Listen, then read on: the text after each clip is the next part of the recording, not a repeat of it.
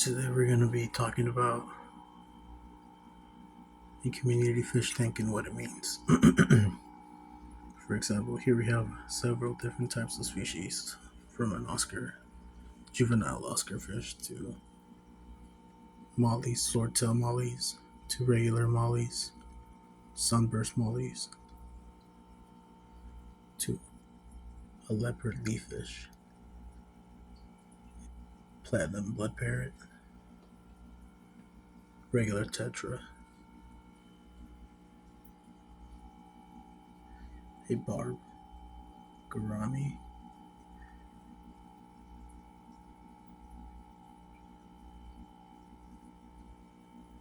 to a figure eight puffer. It is possible to have a very lively fish tank. There's many steps that are required for you to have a healthy fish tank. The number one important part I've noticed that makes a difference is the substrate. It's just the bottom stuff.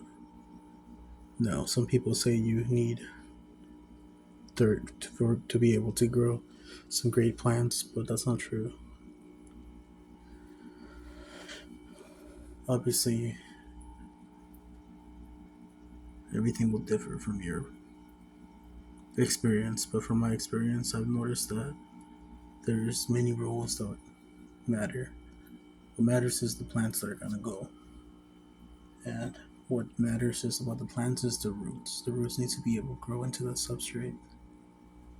So here's the important part: is that I have spread out bigger rocks. As you can see, there's big rocks every once in a while.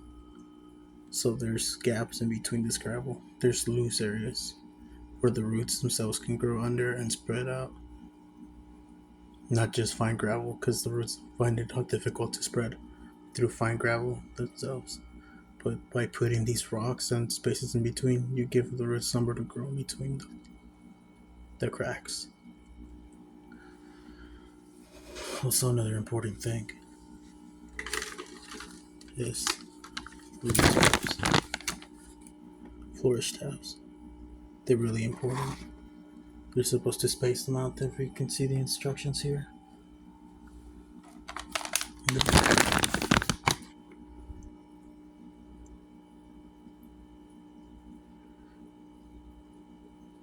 Directions: enter one tab in the gravel for every 10 to 15, 4 to 6 inches radius. So there's one in the corner, 6 inches over here in the back. And all of this has been helping my plants grow very fast. This plant in the back of itself is growing about 1 inch a day. This one right here. By tomorrow, it'll be to the top. Now, why are plants important? Well, this matters if you know if your fish tank is cycled. So there's many things that happen when you have fish. You look at a fish tank and you're like, I want to have all these fishes. But there's what happens when you have fish? You need to feed them. What happens to all that food? They poop it out. All that poop goes into the water. The poop itself contains ammonia, which is very toxic to fish. But plants eat that up. They love it. It's like food to them. So the fish poop, the plants pick up the ammonia. But not only the plants, there's bacteria. This is where cycling a fish tank is very important. Here, let us feed the fish while we talk about the cycle.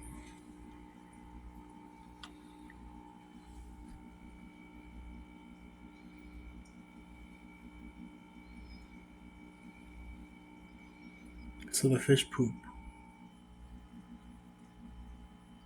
that turns into ammonia. There's bacteria in the water that evolve to eat the ammonia, and they get the ammonia, they eat it, and they convert it into nitrites. Now, nitrites and ammonia are both toxic. So first of all, the fish has pooped, has eaten this food, about to pour into the tank.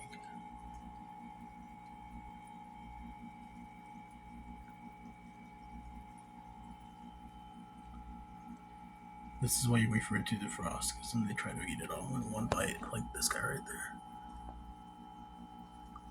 I don't blame him. I should have checked better, but yes, they eat the food, they poop it, it is ammonia. Then the ammonia gets eaten by bacteria, which turns into nitrites. And then from nitrites, if you have waited long enough, there's another bacteria that comes out after a long while, even longer, that converts the nitrites to nitrates. Now, plants can eat nitrates and ammonia, which is very good for them. It helps them grow fast and strong. So, between your plants and the bacteria, which is growing inside the sponge filter, all inside there, and the substrate, and the plants, the surfaces, the glass, and over here in my case, in my canister filter,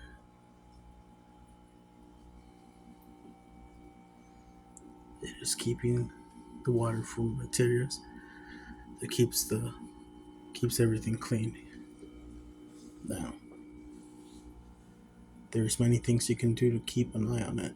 There's pH, ammonia, nitrites, and nitrates to begin with, chlorine, and I'm probably just losing you if you've never heard about this before. So, if you have a fish tank, you're gonna have to worry about the water you're taking in. You never ever want to take out all the water and put in new water, because then you're killing off all the bacteria. Not that the bacteria is in the water, but you will let the bacteria dry out and die that's in the substrate.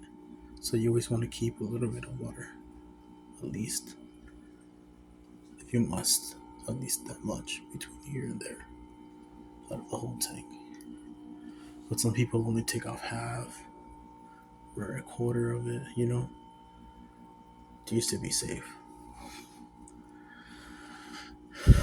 When you switch the water before you put the new water, you're going to want to put on water conditioner, which all it does is takes out the chlorine from the water, neutralizes chlorine, chloramines, and heavy metals from your tap water, makes it safe for the fish. Now, some people like to treat the water before they put it in. I just directly put the proper dosage, which is 10 gallons, 5 millimeters.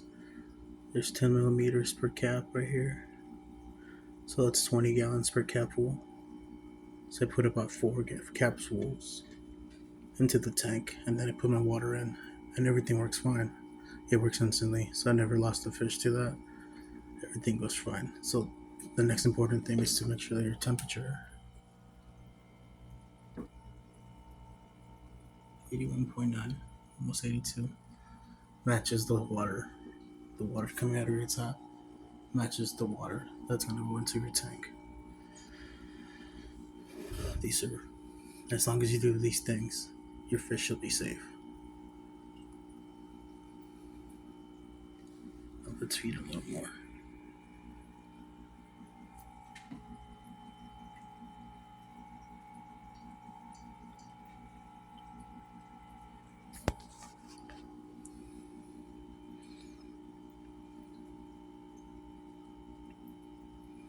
So let's say you're starting from scratch.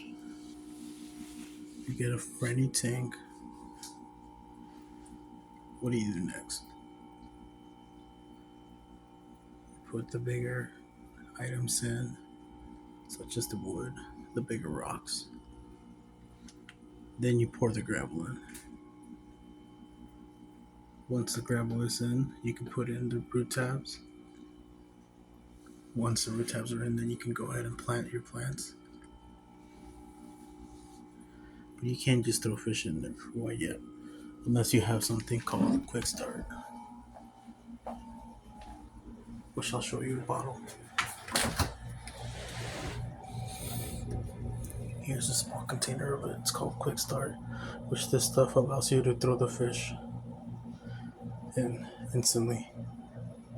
So it's very important to have something like this, so we're gonna throw the fish in right away, as well as something like dried out starter bacteria, which is a bacteria that will help your tank if you want to add fish right away. Very important to have these things.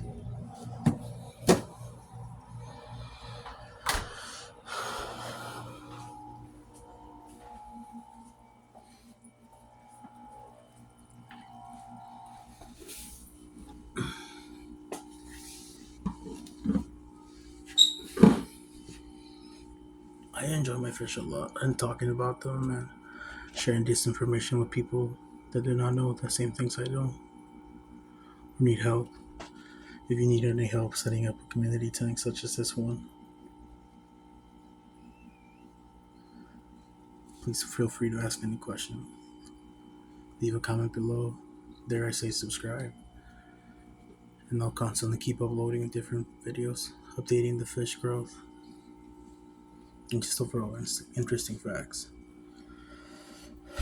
as well as replanting, slowly showing you how to get the same plants you bought from the beginning and slowly fill up your tank, which is very possible. It takes a little bit of time, but it can be done.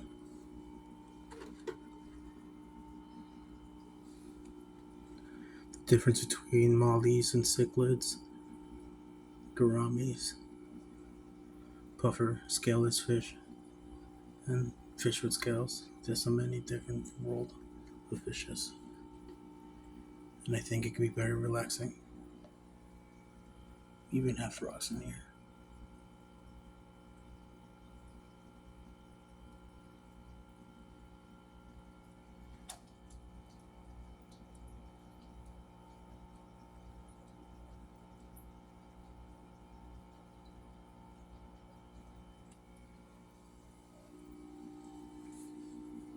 It's just, I hope you have a great night, and I'll talk to you guys next time.